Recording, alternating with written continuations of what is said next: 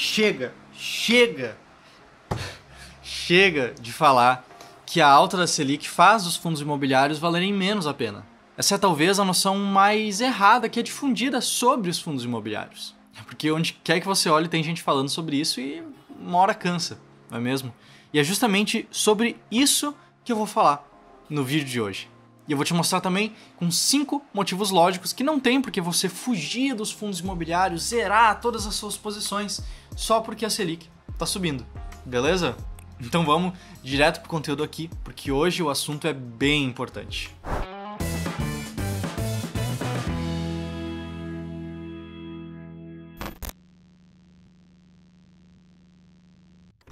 Bom, vamos lá então. O que significa a alta da taxa Selic de verdade? Primeiro vamos entender o que é a taxa Selic aqui no Brasil. A taxa Selic nada mais é do que a taxa básica de juros da economia brasileira como um todo.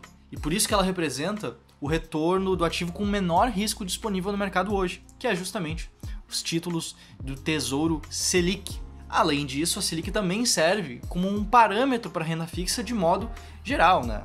A gente tem um indicador que é muito atrelado à Selic, que é o CDI, que anda justamente de forma igual, anda de mãos dadas com a Selic no longo prazo.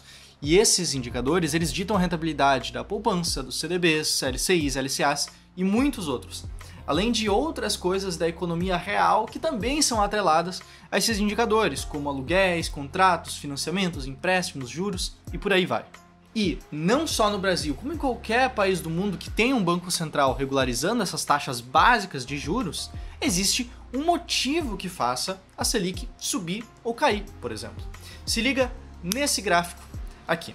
Nesse gráfico, a gente colocou o CDI, que é quase o mesmo que a taxa Selic no longo prazo, e o IPCA, CDI em vermelho, IPCA em azul, isso, né, mostrando o valor acumulado de 12 meses.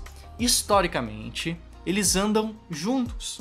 Como a gente pode ver, quando um cai, o outro cai, quando o outro sobe, claro, em proporções diferentes, mas eles andam juntos. Até porque a taxa Selic é justamente um dos mecanismos monetários para controlar a inflação no país, tá certo? Por quê? Porque se a inflação é o excesso do dinheiro em circulação, a taxa Selic é então um prêmio para você emprestar o seu dinheiro para o governo, emprestar, colocar em Tesouro Selic, colocar em títulos de renda fixa, para você guardar o seu dinheiro, para você tirar esse dinheiro de circulação. Com isso, diminuindo a inflação do país. Isso é claro, de uma forma super resumida, né? E essa alta da inflação que a gente sabe que está acontecendo nos últimos tempos, acho que isso nem precisa explicar, tanto em indicadores como IPCA, que é o Índice de Preços ao Consumidor Amplo, que é o nosso principal indicador de inflação aqui no Brasil e que é o indicador que a taxa Selic é usada para controlar, como também o IGPM, que é um indicador comumente usado aqui no Brasil para reajustar contratos de aluguel, por exemplo, que é o Índice Geral de Preços de Mercado. Ambos esses indicadores eles têm subido bastante. E por isso que a Selic está subindo cada vez mais. Por isso que toda vez que tem uma nova reunião do Copom que define qual é a taxa Selic meta, essa taxa vem aumentando. E as perspectivas futuras também, as expectativas futuras dessa taxa, também estão cada vez maiores e cada vez mais a perspectiva é que elas continuem subindo. Se liga nessa tabela aqui do Boletim Focus. O Boletim Focus é uma... de forma super resumida, tá? É uma média de vários economistas que mandam as suas previsões e o Boletim Focus organiza e apresenta essas previsões. E aqui a gente consegue ver que a expectativa é de a gente finalizar o ano de 2021 com uma taxa Selic de 7,5% ao ano. Me diz aí, você sabe quanto vale a Selic hoje? Você espera que vai subir até 7,5% ao ano até o final do ano? Coloca aqui embaixo nos comentários que a gente vai conversar um pouco mais sobre isso ainda. Mas vamos lá. Tendo dito tudo isso... Beleza, entendi. A taxa Selic serve para controlar a inflação, então se a Selic sobe é porque a inflação subiu e a gente quer que a inflação esteja de um patamar controlado. Mas por que os investidores, em geral, eles acreditam que a alta da Selic faz esses ativos de risco valerem menos a pena? Ativos de risco como, por exemplo, os fundos imobiliários? E de forma geral, é muito simples. Como eu disse, fundos imobiliários são ativos de risco. São renda variável. Eles não têm retorno garantido. Eles variam justamente de acordo com a expectativa do mercado. Eles podem, no curto prazo, subir ou cair. Tá tudo bem, a gente entende isso. Já os títulos de renda fixa atrelados à taxa Selic, por exemplo, atrelados ao CDI, são renda fixa, são um retorno ali, entre algumas aspas, um retorno garantido, um retorno contratualizado. Quando você compra um título de renda fixa, você está atrelando a rentabilidade desse título a algum indicador específico. Por exemplo, eu comprei um CDB que é 115% do CDI. Então, até o vencimento desse CDB, você vai receber 115% do CDI, a não ser que dê alguma coisa errada ali com o banco que emitiu, mas isso é outra história, beleza? Então, se a Selic subir a ponto de pagar tanto quanto ou mais do que o yield dos fundos imobiliários, do que os rendimentos que os fundos imobiliários pagam, pode, entre muitas aspas, pode, em tese, valer mais a pena investir em renda fixa do que investir em fundos imobiliários para ter o mesmo retorno a um risco menor. Tá certo, né? Ouvindo essa explicação parece fazer sentido por cima, né? Então, por tudo isso que eu tô te apresentando aqui, parece que essa leitura de mercado faz algum sentido, né? Parece que realmente não é o momento certo de investir em fundos imobiliários, especialmente se a Selic continuar subindo mais, que é o que a gente espera que aconteça, que é a expectativa do mercado como um todo. Só que é justamente aqui que eu vou entrar para te mostrar 5 pontos principais que eu simplesmente não acredito nessa grande tese do mercado. Vamos lá. Primeiro ponto é o seguinte: os fundos imobiliários, eles sempre, tanto em momentos de alta da Selic, tanto em momentos de queda da Selic, apresentaram um prêmio em cima da renda fixa, em cima da rentabilidade da renda fixa. E com prêmio, eu quero dizer uma diferença entre o yield dos fundos imobiliários em geral, nesse gráfico aqui que está aparecendo na tela, o dividend yield do IFIX, frente a um título de inflação longa, que seria similar ao esperado pelos fundos imobiliários. Por exemplo, a gente consegue observar nesse gráfico da Hedge Investments e do Valor Data que o dividend yield dos fundos imobiliários sempre foi, em média, 3,1 pontos percentuais maior do que a rentabilidade dos títulos de inflação, das NTNBs, que a gente chama aqui no mercado financeiro. Essas NTNBs são um título híbrido do governo que paga uma parte pré-fixada além da parte da inflação. Resumidamente, se você já entrou no site do Tesouro Direto, é aquele Tesouro IPCA mais tantos por cento, e que paga a inflação, IPCA, mais uma parte pré-fixada ao ano. E desde 2011, que é quando a gente tem os dados do IFIX, seja com juros altos, seja com juros baixos, os fundos imobiliários sempre pagaram a mais do que esses títulos de renda fixa de quem quer se blindar com segurança contra a inflação, por exemplo, que é a grande tese de investir nesses títulos de renda fixa atrelados à inflação. Ponto número 2 que eu tenho para te mostrar aqui é que, independente da taxa de juros, independente se estava alta ou se estava baixo, no longo prazo, o IFIX venceu o CDI, venceu o investimento em renda fixa. Foi uma forma mais eficiente também, inclusive, de investir em imóveis aqui no Brasil nos últimos anos. E lembrando, é claro que o IFIX é a média do mercado. Então é possível que você tenha uma rentabilidade abaixo da média, mas é possível que também, seguindo uma estratégia clara, com critérios claros, você possa ter também uma rentabilidade acima da média. E aqui também é importante falar, nesse terceiro ponto que eu vou te trazer aqui, que os fundos imobiliários, eles tendem a se valorizar no longo prazo por 2 motivos diferentes. Né? Por quê? Porque por trás de fundos imobiliários a gente tem que entender o que tem, né? Hoje a gente tem uma operação imobiliária representada pelos títulos de renda fixa atrelados ao mercado imobiliário, ou a gente tem imóveis de fato, um prédio comercial, um galpão logístico, um shopping ou algo do tipo. Então dessa forma a gente consegue ganhar dinheiro com fundos imobiliários de 2 formas diferentes.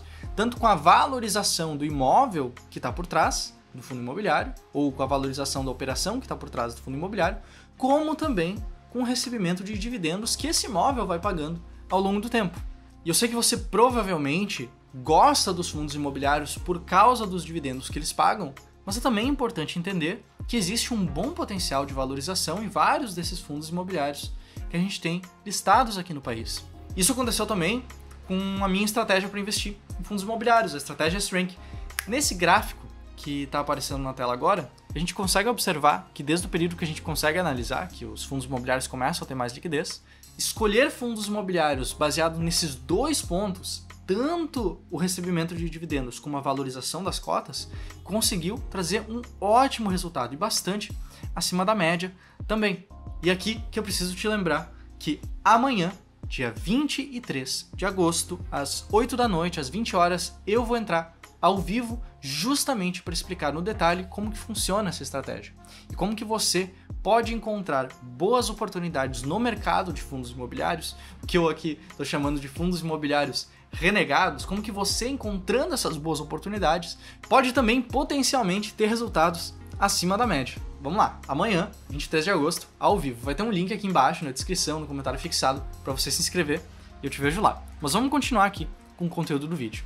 O quarto ponto que eu tenho para te mostrar aqui é que os fundos imobiliários, eles têm contratos justamente atrelados nesses dois indicadores, desses dois grandes indicadores que eu estou te mostrando aqui nesse vídeo, que é tanto a Selic como os indicadores de inflação.